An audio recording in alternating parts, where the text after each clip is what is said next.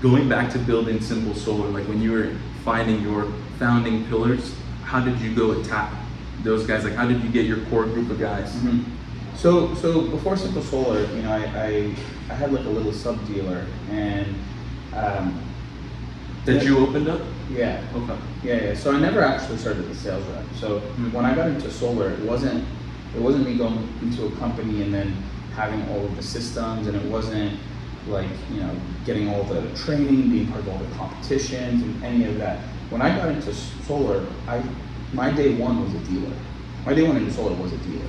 So I had to learn from day one how to essentially build a business, which is very different than, you know, 99% of everybody else out there. And so as a sub dealer, I worked with as a sub dealer, I was a sub dealer, I was a dealer. So when I first started, I was a dealer to an installer, and then I moved to California so I could actually build the business, because in Florida I didn't think that I could do it at the time, just with regulation. Now it's a lot better than what it used to be. This was 2018, so a lot has happened in 5 years, and a lot has changed in 5 years. In California,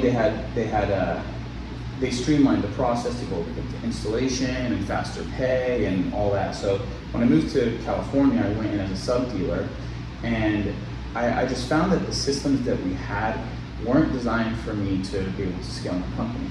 It was, and some of the installers that we worked with, everything was based on the company winning and not like the revenue winning, right? Like the people who bring in the revenue are the most important parts of the business, right? Like if you don't have revenue, you don't have a business. So that essentially in my mind equated to the salespeople are the most important part of the company.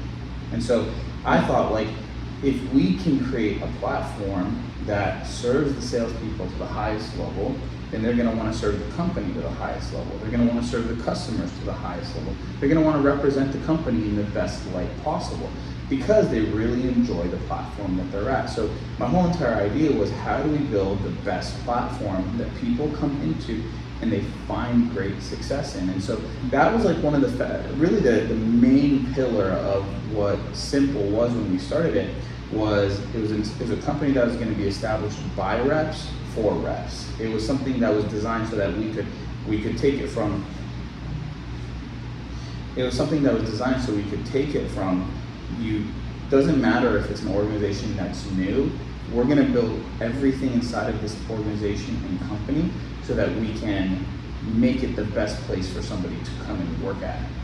And it didn't mean that we had the lowest red lines and we paid the most. It was the place where they were going to make the most money. And so I believe that we were able to do something that was called create value, right? So anyone can come in and just get a low price, then go be able to sell it. But is it better to sell 2 accounts, or is it better to sell 10 accounts? Better to sell 10 accounts. Why? You're serving more people. You're feeling confident about your skill set. You're going to last in this business a whole lot longer.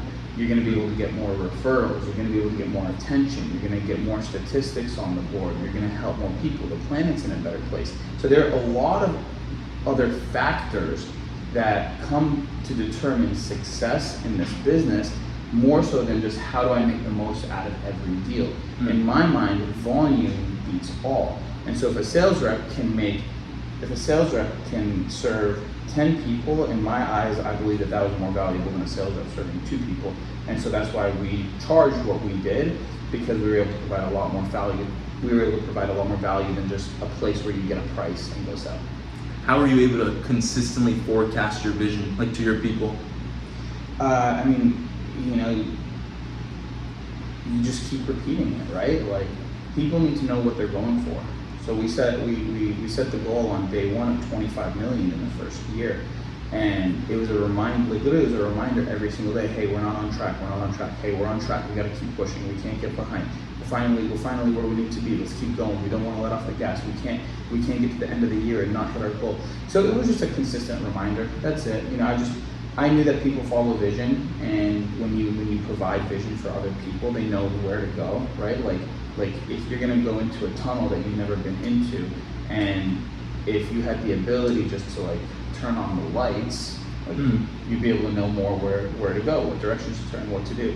And if you don't cast that vision consistently, people are just gonna be in the dark. They don't have a roadmap. right? So the whole entire idea of like casting vision is just being able to help other people see the roadmap. Thank you. I hope you guys have a notepad out. A lot of people know about your exit. You got to exit at 27 for over 8 figures. What was it like when that check cleared, and knowing that you were a young, ambitious man at one point? Like, what did it feel like when that check cleared and you saw it in your account? You know, nothing. I thought it was going to be like this huge, crazy moment, and you know, it really felt like nothing changed. That next week, I was out on the doors and I was knocking. Really? And yeah, really. I came out here to Florida. They wanted to do a little competition, so I went and I got to competing, right? And so it's like, so nothing really changed. It was a win. I felt it was a victory. It was a step in the right direction. It wasn't the final goal, but it was a stepping stone to reach the final goal. And I knew that there was a lot more work that needed to be done. So we just, you know, kept going. It was the work wasn't over. We still had a lot more work to do.